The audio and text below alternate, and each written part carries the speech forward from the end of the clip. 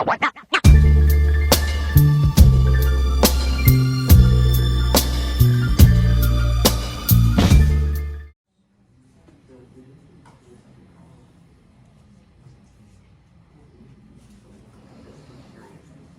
biggest hiccup I'm seeing you guys make is coming up with your numbers when you're initially factoring. Okay, you guys on your A game this morning? Yeah.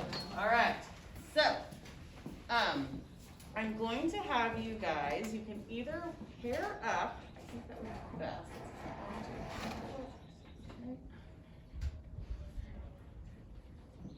And we'll have one group of 3.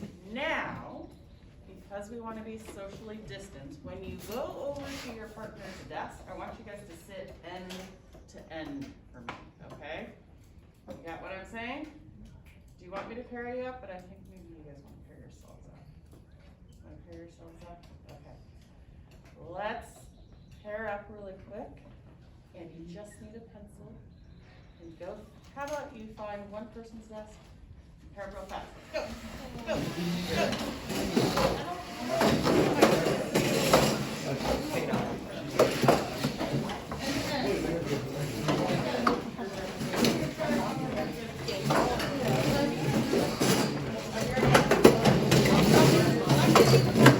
I'll be your partner. All right. So it's a race, and of course there's a prize involved. Everyone's favorite Girl Scout cookies. Okay. You and your partner or partners get to split this sleeve of Girl Scout cookies. All right. We're gonna get our brains warmed up for what we're gonna do today. So if we remember on Friday, that's one slide you guys left, right? We worked on 2 styles of factoring. We worked on difference of squares, and then we did the X factor, where we have a trinomial without a number in front of the X squared, and we worked on our product and our sum, okay? Today, we're gonna do a little warm-up based on our X factor. So we're gonna work on thinking of our product and our sum. And after our exercise, I'm gonna teach you guys our last way to factor polynomials. So we're ready, and our brains are ready to identify all the different ways to factor, and then we can apply it to some engineering questions, okay?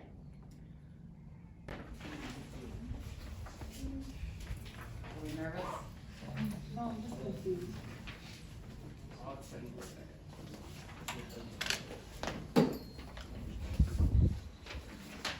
Hey, old person at the group, raise your hand. All right. All right, oldie but goodie, you're gonna be the one to bring the paper up when you guys are done. Here's what you guys are gonna do. Between you and your partner or partners, you have a list on your paper of sum, product, and this column would be blank except the first one's done for you. The pair. We're gonna be trying to figure out which 2 numbers multiply to the product and would add up to the sum, okay? There's only one correct answer, all right? You guys can divide up the work how you want, but I just need the oldest person to bring up the official paper that has all the answers on it for me to check. Do you get what I'm saying? Maybe you're gonna work together on all of them. Maybe you're gonna say, hey, you take the bottom, I'll take the top. Then write all your answers on one paper. I don't care. Just need to work effectively, and the point of this is to work quick. Can we do that? All right. When the oldest person has the paper and they're ready, they're gonna race up here.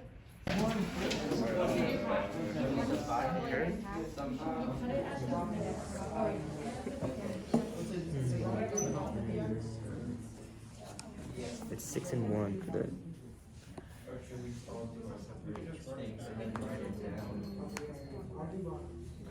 What the heck? This is easy. 12 and 1. Okay, are we just gonna do them all? To get stuck on easy problems.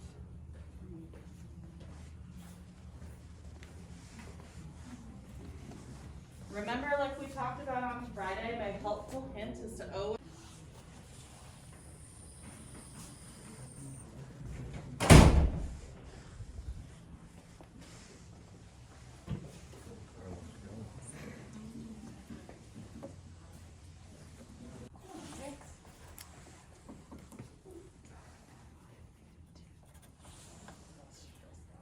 Go. Is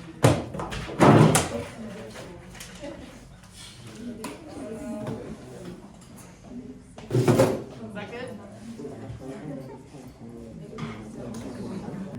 All right, we got a winner. Good job. Okay, I want your ears open because I think it's helpful to have this. Oh, we'll wait for a couple of our groups. It's helpful to have this paper as a guide in case you ever get stuck, because it looked like a lot of us were getting stuck today. I'm going to read the answers off. Are you ready? Get your Googles out. Googles out? Okay. And whatever ones you have blank or need to fix, just write them down. I'm just going to be reading the pairs, so you have to follow along. You guys ready? Starting at the top. 2 and 3. 6 and 1. 12 and 1. All right, take your chairs. Let's go back to our seats and let's talk about what we're learning today.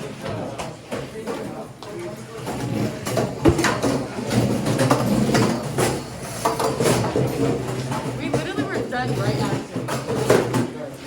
Right after.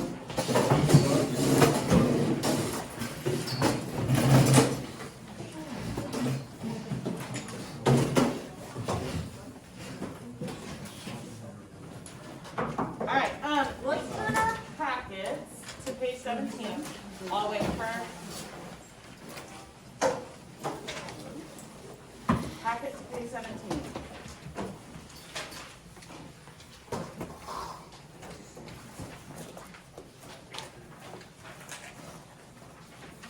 Okay, just for your planning purposes, so today we're finishing up all of our styles of factoring. Thursday, when I see you guys, we're actually going to do our little brochure that's on the back of our packet, okay? And we're also going to play Kahoot to review all of our styles of factoring, and then Monday we'll have a quiz. Sound like a plan? Okay. So again, my goal for you guys is to be training your brain on being able to look at a polynomial and decide what method of factoring would be best. But who can raise their hand and remind me which style we always want to try first with a problem, regardless of what it looks like? What style of factoring do we always want to try first? Sometimes we can do that style and then keep factoring it. Ashton? GCF. GCF, okay. So sometimes we can take out a greatest common factor and then we can keep going, right? Okay. So we are on the slip and slide. Are we ready for this way? Next to x squared. So again, we're going to slip a to the end of the trinomial and multiply it by the end number, which we call c, the constant. Okay? So let's flip this over.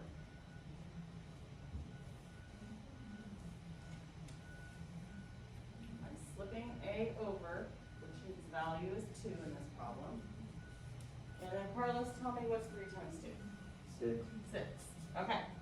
So we have a trinomial of x squared plus 5x plus 6. This should look pretty familiar to you. Doesn't this look like a trinomial we factored on Friday? Yeah, kind of? Okay. So now we're just going to do what we did last week. We're going to figure out our product and our sum. My product number is 6, and my sum number is 5. Remember how we did our little graphic organizer last week? Okay, this one I know was on the page you guys just did for our warm-up. What are my 2 magic numbers?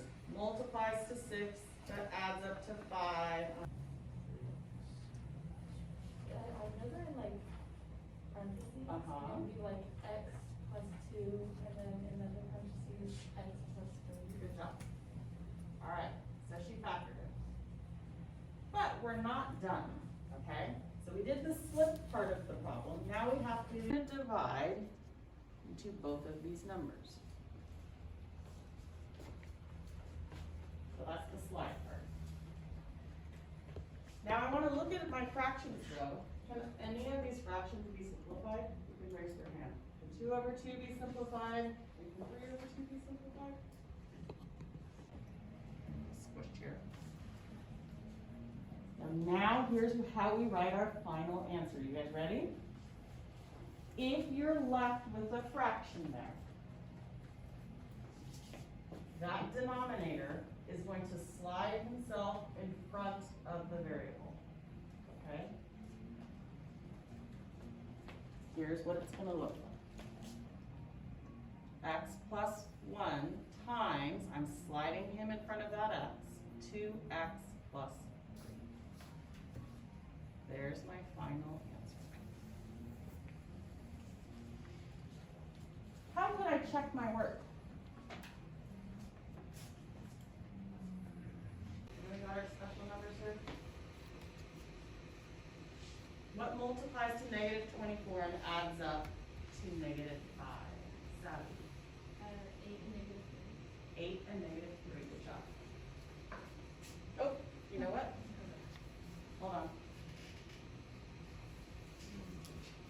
Do you want to try again? Yeah. You're super, super close. If it was 8 and negative 3, then my sum would be positive 5. Negative 3. That's the same thing you said. You just Or reversed. 3. Ashcom? Negative 8 and Negative 8 and 3. Does that make sense, Abby? Yeah. Okay. Negative 8 plus 3 is negative 5. Okay. We got our numbers. We're going to write down our factoring in factor form.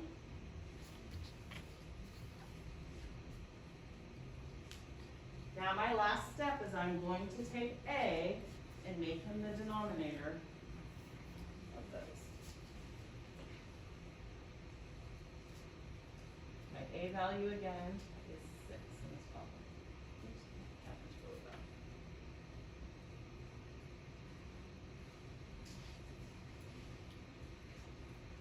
All right, this one's kind of interesting because neither of them simplify to just be an integer, do they? Okay, but because the numbers are all even, we can still simplify the fraction itself. Isn't 8 over 6 4 over 3? Okay, so I'm going to write it that way. And 3 over 6 is 1 over 2.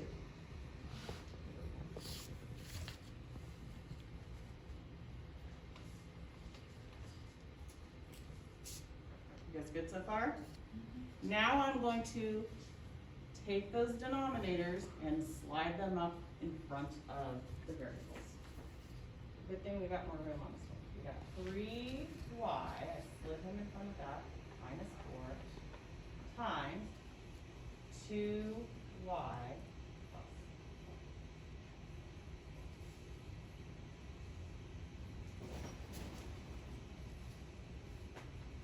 Yes. Is there any way that the number that you're sliding to be a negative? No, because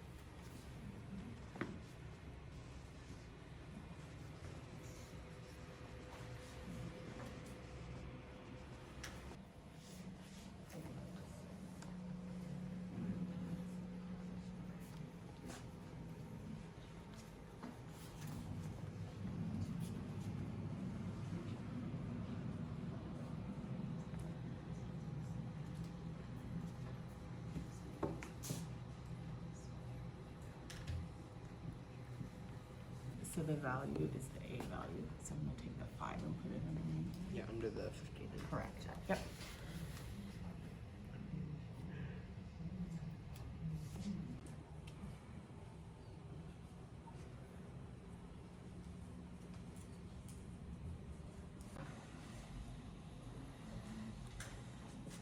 If you notice your neighbor is finished, you are welcome to say, hey, where did you get the number 2?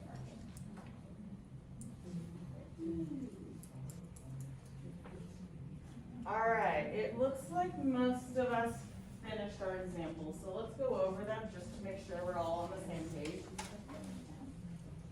Jump in your numbers. Product of 30, sum of negative 17 is what? Kylie. Negative 15 and negative 2. Good. Alright. Then I factored my basic trinomial.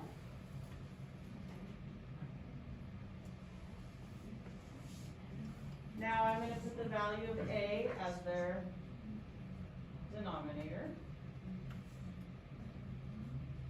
And simplify if I can. 15 over 5 is 3, and I can't simplify that one yet. So our first set is good to go, but now I need to slide this 5 in front of M.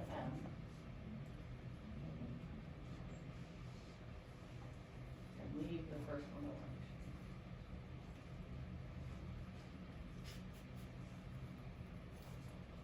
Numbers Hannah told us.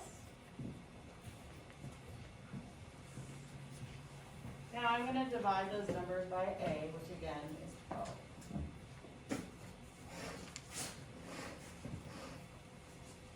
Both of those fractions can be simplified.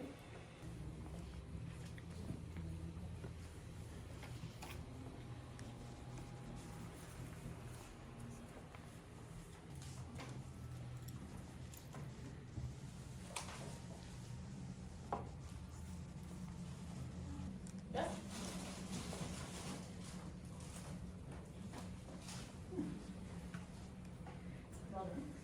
Okay, you need some extra problems with this one.